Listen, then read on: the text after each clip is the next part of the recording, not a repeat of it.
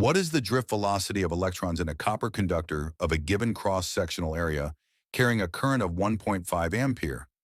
Do you think electrons move extremely fast inside a conductor, maybe thousands of meters per second, or even at the speed of light?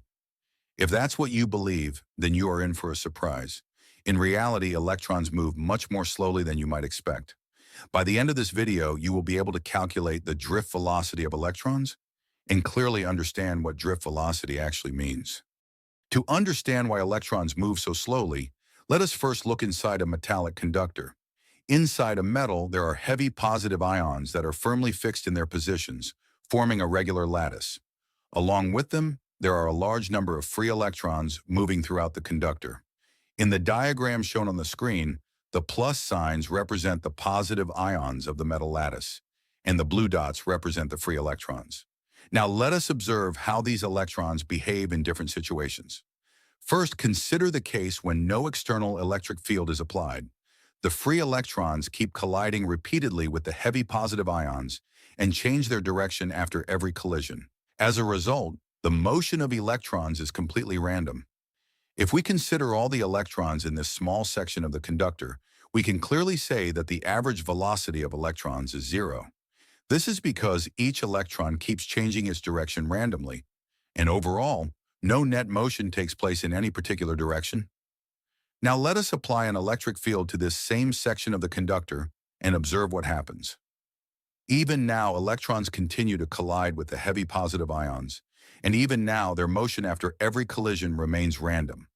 But there is one crucial difference. After each collision, the electrons acquire a small net displacement in a specific direction due to the electric field. As a result, although the motion is still random, the electrons slowly and steadily start drifting in one preferred direction. You can see on the screen that the overall motion of electrons is now directed towards the right side of the conductor.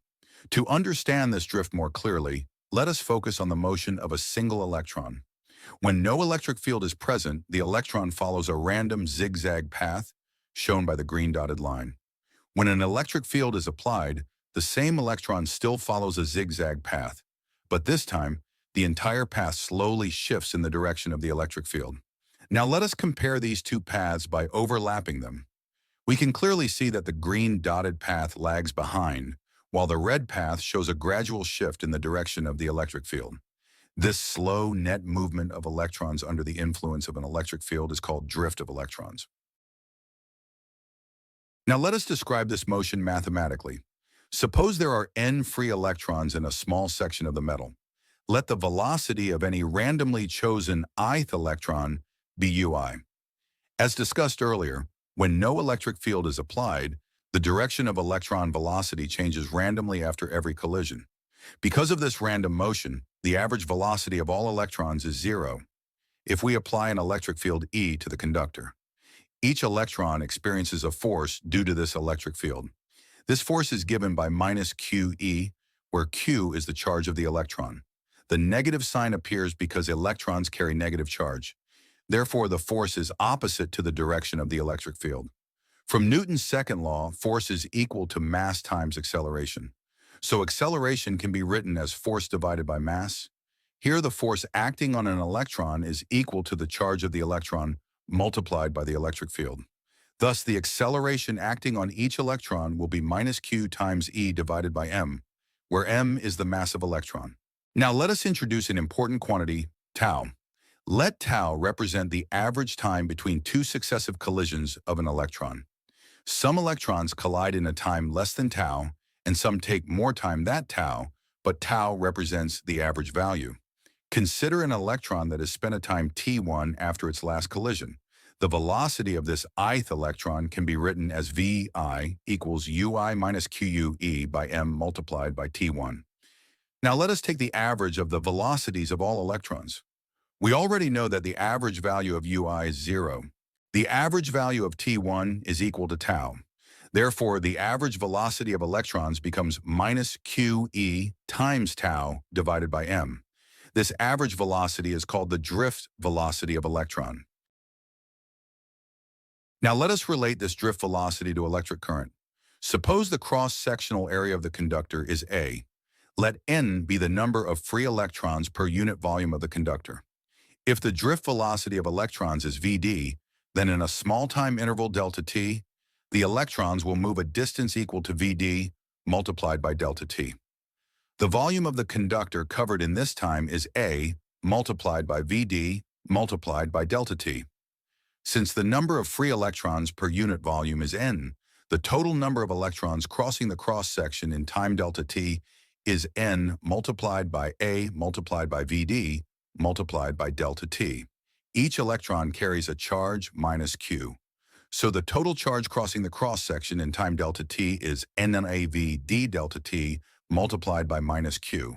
Substituting the expression for Vd from equation 3, we will get the total charge as shown in equation 5.